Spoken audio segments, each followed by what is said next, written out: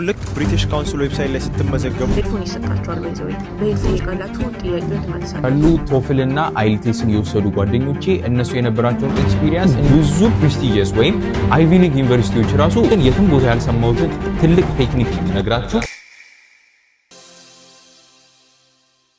ሰላም እንዴት ናችሁ? ይህንን ቪዲዮ እየተመለከታችሁ ከሆነ ልትፈተኑ ላሰባችሁት የዶሊንጎ ወይም ሌላ አይነት የኢንግሊሽ ፕሮፊሸንሲ ቴስት ጽድት ያለ ጋይድን ወይም የውሳኔ መልክ ያዘለ መረጃዎችን ያቀርብላችኋል ማለት ነው። ወደዚህ ቻናል እንኳን መጣችሁ። ይህ የበግዚአሽ ዩቲዩብ ቻናል ነው። ቀጥታ ወደ ቪዲዮ እንግባ። የዛሬውን ቪዲዮ በሶስት መልኮች ነው የምንመለከተው። የመጀመሪያው ኢንትሮዳክሽን ፌዙ ዶሊንጎ ምንድነው የሚለውን ነገር እንዳሰሳለን። በመቀጠል ደግሞ ይህንን ፈተና በምትወስዱበት ወቅት የተሻለ እናንተ የምትችሉትን ሃይስት ማርክ እንዴት ማስመዝገብ እንደምትችሉ እንመለከታለን። በሶስተኛ ደረጃነት ደግሞ እዚህኛው ዓመት የፈተና አወሳሰድ ምን አይነት ነው የሚለውንም እንዳሰሳለን። ይህን ቪዲዮ ክሊክ ስታደርጉ ተምኔሉ ላይ እንደተመለከታችሁት ከአይልትስ እና ከቶፍል ይልቅ ዶሊንጎ ለምን ተመራጭ የሆነ እንደሆነ እና ልትመርጡት ለምን እንደሚገባ ከተለያዩ ፐርስፔክቲቮች የምንመለከት ይሆናል። ሁለት የጋበዝኩላቸው ሰዎች አሉ። ቶፍል እና አይልቲስን የወሰዱ ጓደኞቼ እነሱ የነበራቸውን ኤክስፒሪየንስ እንዲሁም እናንተ ራሳችሁን በዛ ነገር መዝናችሁ እንድትወስዱ የሚያስችላችሁን መረጃ ይዤላችሁ ነው የቀረብኩት። በመጀመሪያ ዶሊንጎ ምን እንደሆነ እንመልከት። ዶሊንጎ እንግዲህ ሁላችሁም እንደምታውቁት አፕሊኬሽን አለ። ያ አፕሊኬሽን ምንድነው? ላንጉዌጅ ለርኒንግ አፕሊኬሽን ነው። የተለያዩ ቋንቋዎችን በዴይ ስትሪክ ያስቀምጥላችሁና ኢች ዴይ የገባችሁ ቼክ የምታደርጓቸው ወርዶች፣ አዲስ ቃላቶች፣ ሴንቴንሶችን ሌአውት ያደርግላችኋል። እንደውም ብዙዎች ኢሞሽናል የምትሆኗ አፕሊኬሽን ብለው ብዙ ሰዎች እንደሚም ሲያነሱት ተመልክቻለሁ። ብቻ ምንድነው አያይዛችሁ ያለምንም ወጪ ያለምንም ክፍያ በስልካችሁ ብቻ የሌላ ሀገርን ቋንቋ እንድትለምዱ የሚረዳችሁ አፕሊኬሽን ነው። አብዛኞቻችን ደግሞ ዶሊንጎን የምናውቀው አሳን ኢንግሊሽ ፕሮፊሸንሲ ቴስት ነው። ይህ ፈተና እንግዲህ በአሁኑ ሰዓት ከቶፍልና ከአይልቲስ እኩል አንድ ላይ በመቆም ብዙ ፕሬስቲጂየስ ወይም አይቪ ሊግ ዩኒቨርሲቲዎች ራሱ ፉል እየተቀበሉት ይገኛሉ። ሁላችንም እንደምናውቀው ቶፍል የአሜሪካኖችን እንግሊሽ ሲጠቀም፣ አይልትስ ደግሞ የብሪቲሽን እንግሊሽ ይጠቀማል። ታዲያ እናንተ ግን ዶሊንጎን ብትወስዱ ከነዚህ ፈተናዎች ይልቅ ምን እንደሚለየው አጠር አድርጌ ላስረዳችሁ። የመጀመሪያው ነገር አፎርደቢሊቲ ነው። አፎርደቢሊቲ ስላችሁ አይልትስ ቶፍልን ከፍላችሁ የምትፈተኑት የገንዘብ መጠንና ዶሊንጎን ከፍላችሁ የምትፈተኑት ፍጹም ይራራቃልና ለአብዛኛው የኢንተርናሽናል ተማሪም አፎርደብል እንዲሆን ተደርገው ነው የቀረበው። $50 አይገስ እንደዛ አካባቢ ነው መክፈል የሚጠብቅባችሁ እና አይልትስ ግን እነ ቶፍል ዋጋውን አስቀምጥላችኋለሁ በጣም ትንሽ ተለቅ ይላል ዋጋቸው ማለት ነው። ሌላኛው ደግሞ እንደ ሁለተኛ አድቫንቴጅ የሚነሳው የትም ቦታ ይህን ፈተና መውሰድ አለባችሁ ነው። ቶፍልና አይልትስ የተለያዩ ፈተናውን መውሰጃ ቦታዎች አሏቸው። ኢቭን ኢትዮጵያ ላይ የተለያዩ አካባቢዎች አሉ ፈተናው የሚወሰድባቸው። ዶሊንጎ ግን ቁጭ ብላችሁ ከቤታችሁ ከክፍላችሁ ኢንተርኔት ኮኔክሽን እና ላፕቶፕ ነው የሚያስፈልጋችሁ። ከዛ ውጪ ያንን ፈተና መፈተንና መውሰድ ትችላላችሁ ማለት ነው። ሶስተኛው ደግሞ የሚፈጅበት አጭር ጊዜ ነው። ይሄ ሴሽን የሚጠናቀቀው እኔ በወሰድኩበት ሰዓት ለ1 ሰዓት ያክል ነው የሚጠናቀቀው። በጣም አጭር ነው። ሪዛልቱም የሚደርስላችሁ በጣም በተወሰኑ ጊዜያቶች ነው። በጣም በአጭር ጊዜ ነው ሪዛልታችሁን ራሱ የምታውቁት ማለት ነው። ሌላኛው አራተኛ የማነሰው ነጥብ ደግሞ ፍሪ ነው። ውጤታችሁን እናንተ ለምትፈልጉት ዩኒቨርሲቲ ለመላክ እነሱ ይቀበሉት እንጂ ፍሪሊ ነው የምትልኩት። ነገር ግን ቶፍልና አይልትስ የተወሰነ ያክል የሚያስከፍሉ መሰለኝ። ከዛም በመቀጠል ደግሞ ለ2 ዓመት ያክል ነው የሚያገለግለው የሚቆየው ዶሊንጎ። እኔ አሁን የወሰድኩት ኦክቶበር 14 2023 ነበረ። አሁን ሊቃጠል ኦልሞስት ጥቂት ወራቶች ነው። ኦክቶበር ላይ ይቃጠላል እና ለ2 ዓመት ያክልም ልትጠቀሙበት ትችላላችሁ ማለት ነው። በሁለተኛ ደረጃ ደግሞ how to get good results የሚለውን ነገር እንመልከት።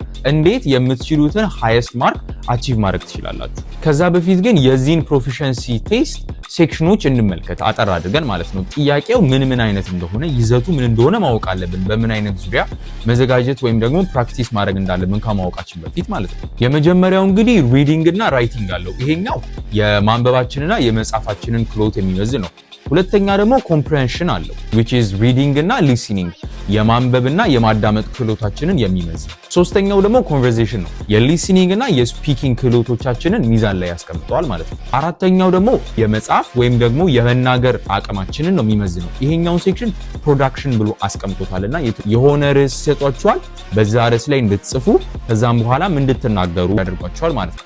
የምትቀዱት ቪዲዮ ደግሞ ለዩኒቨርሲቲዎቻችሁ በምትልኩበት ወቅት ልክ እንደ ፖርትፎሊዮ አይነት ነገር ሆኖ አላ ብቻ ያ ቪዲዮ ተያያዥ ሆኖ ለነሱ ይላክላቸዋል ማለት ነው። አብዛኞቻችሁ እዚህ ጋር እንደዚህ ልትሉኝ ይችላላችሁ። እሺ አፎርደብል ነው፣ የትም ቦታ ለወስደው ይችላል፣ ጊዜ ውጤት ይደርስልኛል። ታዲያ ግን ማን ነው የሚያርመው የሚለው ነገር ጥያቄ ውስጥ ልትከቱ ትችላላችሁ። በዚህ ወቅት የምነግራችሁ የሆነ የተሰራ የኤአይ ወይም ራሱ የሚያርምበት መንገድ ነው ያለው። ነገር ግን በደንብ ዌል ቶት ነው፣ ራሱን አይደንቲፋይ የሚያደርግበት መንገድ አለ። እኔ ግን እዚህ ጋር የተጠቀምኩትን የትም ቦታ ያልሰማሁትን ትልቅ ቴክኒክ ነው የምነግራችሁ። ቪዲዮን እስከ መጨረሻ መመልከት እንዳትረሱ፣ ስትሰሙት ራሱ ትገረማላችሁ። ቀጥታ አሁን ፈተናውን ጥሩ ለመስራት የሚረዷችሁን ቲፖች ፈጠን ብዬ ልንገራችሁ። ይህን ቪዲዮ ሲሪየስሊ የምትወስዱት ሰዎች ኖታችሁ ላይ መጻፍ ወይም ደግሞ ይህን ቪዲዮ ስክሪንሾት ማድረጋችሁን እንዳትረሱ። ከቲፖቼ መካከል የመጀመሪያው የሚሆነው ስቲኪንግ ኢንቱ ዘ ኩዌስችን ነው። ወደ ጥያቄው ሁሉንም ነገር ሪሌት ማድረግ። ብዙ ነገር ልጽፉ ትችላላችሁ። ታይፒንግ ስፒዳችሁ በተሰጣችሁ ደቂቃ ፈጣን ሊሆን ይችላል። ነገር ግን ስቲኪንግ ኢንቱ ዘ ኩዌስችን፣ ጥያቄው ምንድነው የፈለገው፣ በቃ something related about it ነው ማስቀመጥ ያለባችሁ እንጂ ብዙ ማያያዙ ነገሮችን አላ ኤክስትራኦርዲነሪ ስኪልን አሳያለሁ ብላችሁ መሳት የለባችሁ። ምክንያቱም አልጎሪዝሙ የሚረዳው በዛ መልክ ነው ማለት ነው። በቃ ለጥያቄው አመርቂ የሆነ መልስ መመለሳችሁ ነው እንጂ የሚመለከተው በቃ ጥያቄው መመለሱን ነው እንጂ የሚፈልገው እናንተ የምትሰጡትን ኤክሰስ የሆነ ነገር አይመለከቱም። ሲቀጥል ደግሞ ብዙም ጊዜ የላችሁም ኮንስትራክት ስታደርጉ ሴንቴንሶቻችሁን እጥር ምጥን አድርጋችሁ። ሁለተኛ ደግሞ ዴቨሎፕመንት ነው። እንድትጽፉ የሚሰጧችሁ ሐሳብ ውስን ነው። የተሰጣችሁ የቃላት ወርድ ካውንቶች በጣም ውስን ናቸው። ስለዚህ you gotta stick to the main thing። ከዛ በኋላ ያንን ሪሌት የሚያደርጉ ሰፖርት የሚያደርጉ ነገሮችን ነው አንድ ላይ ኮምባይን ማድረግ ያለባችሁ። ሶስተኛው ደግሞ እስካሁን ቪዲዮን እየተመለከታችሁበት ያለው ምክንያት ነው ኪ የምላት ፖይንት። ምንም አይነት ቶፒክ ጻፉ ተባሉ talk something good about Duolingo። ስለ ዶሊንጎ ጥሩ ነገር ማውራታችሁን እንዳትረሱ። እኔ በተሰጠኝ ክፍተት ላይ ያንን ለመጠቀም በቃ ያንን እንደ ቤዝ ላይን ተጠቅሜው ከዛ አንፃር ለመውሰድ የሞከርኩትኝ ማለት ነው። ግዴታ የማይገድበኝ ከሆነ ማለት ነው የጠየቀኝ ጥያቄ ላይ ያንን ነው ለማንጸባረቅ የሞከርኩትኝ። እና say something good about Duolingo የዛን ጊዜ እናንተንም ጥሩ ውጤት አደላ ከብዙ ነገር አንፃር አፑንም አስቼ ነበር እኔ መሰለኝ የጻፍኩት። ብቻ try to say something good about Duolingo ማለት ነው። አራተኛውና ዋነኛው ፕራክቲስ ዴይሊ ነው። ያው በየቀኑ ለመፈተን ካሰባችሁ እኔ አሁን በሳምንት ወር በሁለት ሳምንት ነገር ውስጥ ነው የተፈተንኩትኝ። I just used to practice daily በየቀኑ ከዛ ሳብስኮሬን ያያየሁት እዛው። ምክንያቱም በላፕቶፓችሁ ነው የምትወስዱት። duolingoenglishTest.com ብላችሁ ገብታችሁ ዴይሊ ፕራክቲስ ቴስቱን መውሰዳችሁን ፍጹም መዘንጋት የለባችሁም። ምንም ነገር ቮካቡላሪ ዋይዝም ምንም የኤሴ አጻጻፍ ራሳችሁን በመቶ ወርድ ገድባችሁ ባትለማመዱ እንኳን ዴይሊ ፕራክቲስ ብታደርጉ የተሻለ ውጤት ማምጣት ትችላላችሁ ማለት ነው። the video is all about practice daily Duolingo ላይ ጥሩ ውጤት ለማስመዝገብ ማለት ነው። ሶስተኛውና የቪዲዮ የመጨረሻው ፓርት ምንድነው? ፈተናውን በምትወስዱበት ሰዓት ልትከተሉት የሚገባው የ2025 አፕዴትድ የሆነ የቴስት ቴኪንግ ፕሮሲጀር ነው ማለት ነው። ፈተናውን በምትወስዱበት ወቅት ግዴታ ላሳስባችሁ የሚፈልገው 4 ዋና ነገሮች አሉ። የመጀመሪያው ነገር ቢኖር ዋይፋይ ነው። ዋይፋይ ያልኩበት ምክንያት ምንድነው? ፈተናውን የምትወስዱት ኦንላይን ነው። ስለዚህ ስቴብል የሆነ ኮኔክሽን ያስፈልጋችኋል። ሁለተኛው ደግሞ የሚሆነው ፒሲ ነው። ፒሲው ማይኩ የሚሰራ፣ ምክንያቱም እናንተ የምትናገሩት ነገር አለ ለአውትላውድ፣ ስለዚህ ማይኩ መስራቱን ቼክ ማድረግ አለባችሁ። ኳይት የሆነ ሩም፣ ምክንያቱም ልክ እንደ ቺቲንግ ኮንሲደር ስለሚያደርጉት ጸጥታ የተሞላበት ሩም መፈለጋችሁን እንዳትረሱ። ማንም የሚራመድ ሰው የሚሰማ ድምጽ እንደሌለ ቼክ ማድረግ አለባችሁ። አሁን ደግሞ በ2025 ላይ እኔ እንኳን በወሰድኩበት ሰዓት ያልነበረና ኢንክሉድ የተደረገ ነገር ግን ምንድነው ፉሊ ቻርጅድ የሆነ ፎን፣ እንደገና የፎናችሁ ካሜራ መስራቱን፣ ምንም አይነት ኖቲፊኬሽን ማጥፋት አለባችሁ። ምክንያቱም ፈተናውን እየወሰዳችሁ ዶሊንጎ አክሰስ የሚያደርገው የስልካችሁን ካሜራ ነው። what is going to happen? ላፕቶፓችሁን ትከፍታላችሁ፣ QR ኮድ ዲስፕሌይ ይሆንላችኋል። ያንን QR ኮድ ስካን ታደርጉትና የስልካችሁን ካሜራ ይጠቀማል ማለት ነው ዶሊንጎ። የዛን ጊዜ ምንም አይነት ኖቲፊኬሽን ማጥፋት አለባችሁ። do not disturb ላይ ነው ስልካችሁን ማስቀመጥ ያለባችሁ። even if ማለት ነው ፒሲያችሁ ላይ ፍታችሁ የተፈተናችሁ እያለ ግራመር ላይ አለ አይደለ ፖፕ አውት ካረገ ቀጥታ ነው ዲስኳሊፋይ የሚያደርጋችሁ። ስለዚህ እንደዚህ አይነት ነገሮችን ማጥፋት አለባችሁ ፈተናውን ከመውሰዳችሁ በፊት። እኔ ያስመዘገብኩትኝ ውጤት 135 ነው። ቶታሊ ከ160 ነው ፈተናው የሚወሰደው። ነገር ግን በአይቪ ሊጎች ስታንዳርድ እንኳን 135 ጀምሮ ነው መቀበል የሚጀምሩት። 130 እና 135 it's kind of an average a good mark እና አብዛኞቻችሁም ከኔ ተሻለ እንደምታመጡ ተስፋ አደርጋለሁ። እኔ በሁለት ሳምንት ጊዜ ውስጥ ነው የተፈተንኩት እና እናንተ simply just per day ማለት ነው 15 ደቂቃ ነገር ነው የሚፈጀው ፕራክቲስ ለማድረግ። just እያረጋችሁ ጀስት ፕራክቲስ ብታደርጉ ለወር ምናምን እንደዚህ ምናምን 140 ምናምን 50 ምናምን በጣም ቀልል ነው የሚሆነው እናንተና you just got to do this። ሰላም ጋይስ አቪዳን ነኝ። እኔ IELTS ፈተና ኮርሰር አመት ከምናምን አካባቢ ሆነኛል። እኔ ስወስደው ወደ 13500 ብር አካባቢ ነበረ። ላይ ግን ጨምሯል።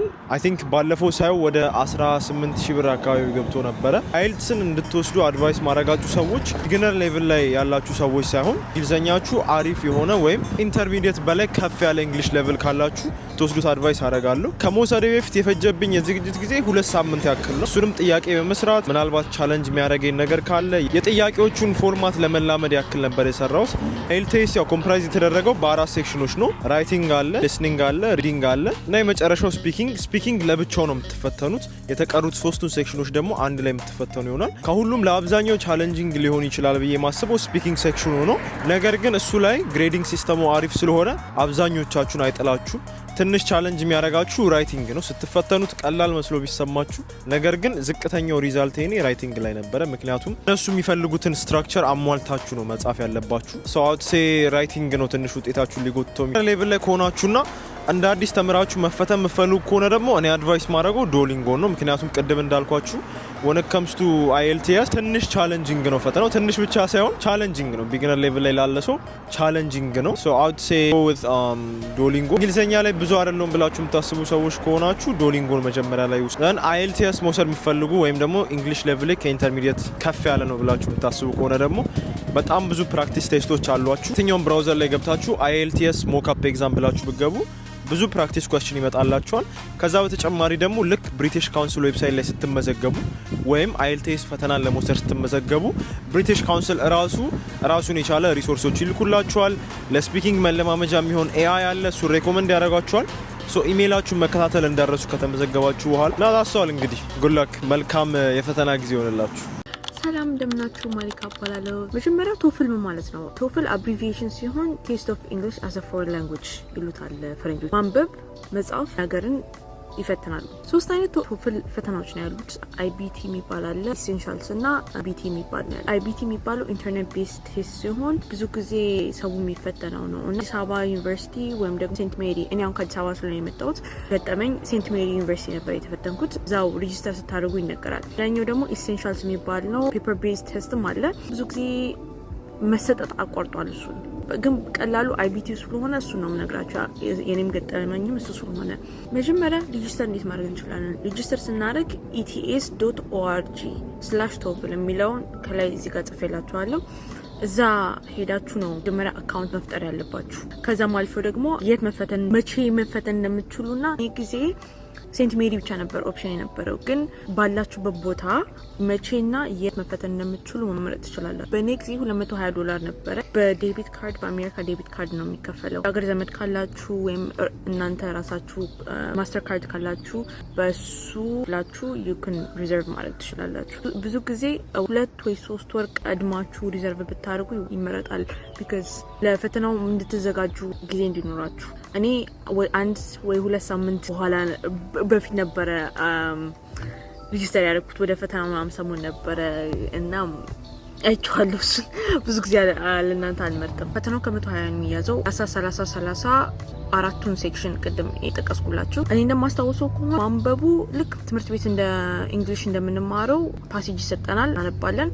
ከዛ ስለ ፓሴጁ ጥያቄ እንጠየቃለን። ምን ያህል እንደተረዳን ነው የሚጠይቀው። የማታስቡት ነገር ሲያወሩ ትሰማላችሁ። ሄድፎን ይሰጣችኋል። ባይዘዌ በሄድፎን ውስጥ ብዙ ነገር ይናገራሉ። ዳምጣችሁ ጠይቃላችሁ፣ ጥያቄውን ትመልሳላችሁ። ሌላኛው ደግሞ መጻፍ ነው። ኤሴ ትጽፋላችሁ። እሱ ነው ብዙ ጊዜ ከበድ የሚለው ቢካዝ ትክክል ናችሁ ወይ አይደላችሁም በማለት አይደለም፣ ምን ያህል ጻፋችሁ እና በጣም የተገደበ ጊዜ ስለሚኖራችሁ ተጠቀሙት። ቃላት ምን ያህል ሰው የእናንተን የጻፋችሁትን ነገር አንደርስታንድ ማድረግ ይችላል ይሉትን መስፈርቶችን ማሟላት አለበት። 3 ሰዓት ነው የሚፈጀው ፈተናው።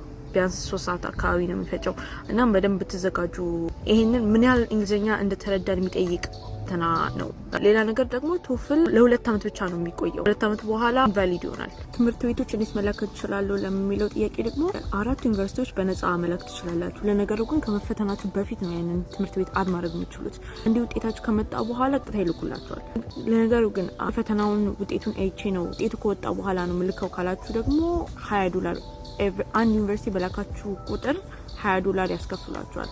ትምህርት ቤቶቹን አድ ብታደርጉ ይሻላችኋል። ደም ተዘጋጅታችሁ አጥንታችሁ ከዛ ገብታችሁ ደም ተፈትናችሁ ቀጥታ ይላክላችኋል ማለት ነው። እሱን ነው ቲፕ የምሰጠው። ከዛ ባለፈ ያው መልካም ፈተና ነው ማለት ነው። እና በዛሬ ቪዲዮ እንዳተረፋችሁበት እርግጠኛ ነኝ። እንግዲህ ጓደኞቼን እንደጋበዝኩላችሁ ነው። አይልትስ ምን አይነት ይዘት አለው? ለእናንተ ይሆናል ወይ? ወይስ ቶፍል መውሰድ አለባችሁ? ለእናንተ ይሆናል ወይ? አሊያም ደግሞ አፎርደብል የሆነ ኢዚ የሆነ አጭር ጊዜ መወስደው ውጤቱ ቶሎ የሚደርስ ዶሊንጎ እንፈልጋለሁ የምትሉ ከሆነ መውሰዳችሁን እንዳትረሱ። ኪፕ ዩር ሄድስ አፕ። ከወዲሁ ለፈተናችሁ ጉድ ላክ። ለመውሰድ እያሰባችሁ ያላችሁ ሰዎች ደግሞ የክፍያ መንገድ ተቸግራችሁ ከሆነ ቴሌግራም ቻናሌ ላይ እዚህ ጋር ባስቀምጥኩላችሁ ገብታችሁ ማንን ኮንታክት ማድረግ እንዳለባችሁ አስቀምጬላችኋለሁ። ቀጣይ ሳምንት በሌላ ርዕሰ ሐሳብ እስከምንገናኝ ድረስ ፒስ አውት።